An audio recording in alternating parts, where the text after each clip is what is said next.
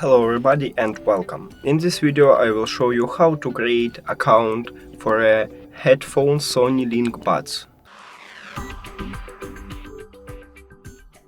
You have to start by open headphones application, go to three dots, account, sign in, continue, sign in with Sony account, and under the next button we can see a create account, so click on it. Choose your country, choose your language, date of birth,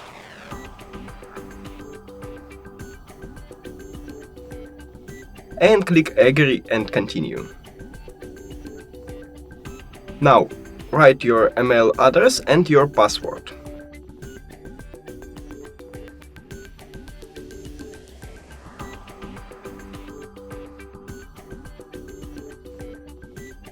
And now click continue.